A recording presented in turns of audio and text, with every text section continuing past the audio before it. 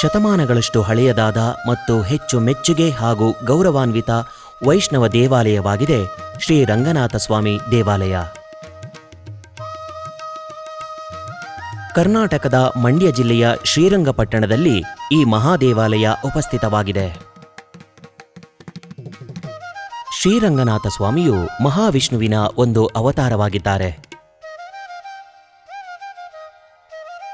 ಈ ಪುರಾತನ ದೇವಾಲಯದ ವಾಸ್ತುಶಿಲ್ಪವು ತುಂಬಾ ಸುಂದರವಾಗಿದೆ ಮತ್ತು ವೈಶಿಷ್ಟ್ಯತೆಗಳಿಂದ ಕೂಡಿದೆ.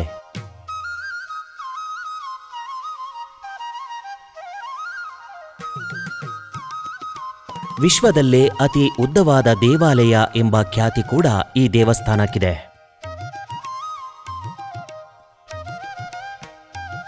ಚತುರಾಕೃತಿಯಲ್ಲಿರುವ ಕೇಂದ್ರೀಕೃತವು ಈ ದೇವಾಲಯದ ವೈಶಿಷ್ಟ್ಯತೆಗಳಲ್ಲೊಂದು. ಕೆತ್ತನೆಗಳಿಂದ ಸಮೃದ್ಧವಾಗಿರುವ ಕಲ್ಲಿನ ಕಂಬಗಳ ಉದ್ದನೆಯ ಸಾಲು ಈ ಮಹಾನ್ ದೇವಾಲಯಕ್ಕೆ ಪೂರಕವಾಗಿವೆ. ಪ್ರವೇಶದ್ವಾರದ ಮೇಲಿರುವ ಸುಂದರವಾದ ಗೋಪುರದ ವಾಸ್ತುಶಿಲ್ಪವು ವಿಜಯನಗರದ ವಾಸ್ತುಶಿಲ್ಪವನ್ನು ಹೋಲುತ್ತದೆ.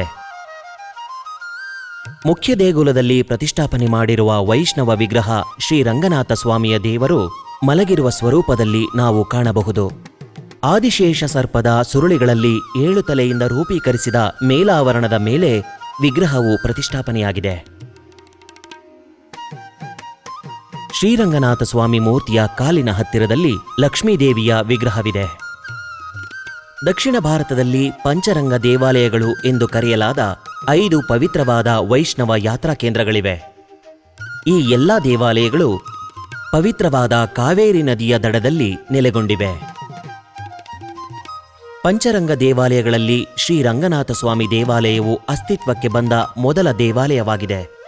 ಹಾಗಾಗಿ ಇಲ್ಲಿ ನೆಲೆಸಿರುವ ವೈಷ್ಣವ ಮೂರ್ತಿಯನ್ನು ಆದಿರಂಗ ಎಂದು ಕರೆಯಲಾಗುತ್ತದೆ. ಶ್ರೀ ರಂಗನಾಥ ದೇವಸ್ಥಾನಕ್ಕೆ ಸಾವಿರಾರು ವರ್ಷಗಳ ಇತಿಹಾಸವಿದೆ. ಐತಿಹಾಸಿಕ ದಾಖಲೆಗಳು ಈ ಮಹಾದೇವಾಲಯವನ್ನು ಅಂದಿನ ಸ್ಥಳೀಯ ಆಡಳಿತಗಾರರಾದ ಪಶ್ಚಿಮ ಗಂಗಾ ರಾಜ್ಯ ವಂಶದ ತಿರುಮಲ ಅವರು ಸಮರ್ಪಿಸಿದ್ದಾರೆ ಎಂದು ಹೇಳಲಾಗುತ್ತದೆ. 12ನೇ ಶತಮಾನದಲ್ಲಿ ಹೊಯ್ಸಳ ರಾಜರಾಗಿದ್ದ ಶ್ರೀ ವಿಷ್ಣುವರ್ಧನ ಮತ್ತು ವೈಷ್ಣವ ಸನ್ಯಾಸಿಯಾಗಿದ್ದ ಶ್ರೀ ರಾಮಾನುಜಾಚಾರ್ಯರ ಕಾಲದಲ್ಲಿ ಶ್ರೀರಂಗಪಟ್ಟಣ ಒಂದು ಕಲಿಕೆಯ ಕೇಂದ್ರವಾಗಿತ್ತು ಎಂದು ಹೇಳಲಾಗುತ್ತದೆ. 12ನೇ ಶತಮಾನದಲ್ಲಿ ಇಲ್ಲಿ ಜೀರ್ಣೋದ್ಧಾರ ಕಾರ್ಯಗಳು ನಡೆದಿವೆ ಎಂದು ಇಲ್ಲಿನ ಶಾಸನಗಳಲ್ಲಿ ನಾವು ಕಾಣಬಹುದು. ಈ ದೇವಾಲಯಕ್ಕೆ ರಥವನ್ನು ಸಮರ್ಪಿಸಿದ್ದು ಹೈದರಾಲಿ ಎಂದು ಹೇಳಲಾಗುತ್ತದೆ.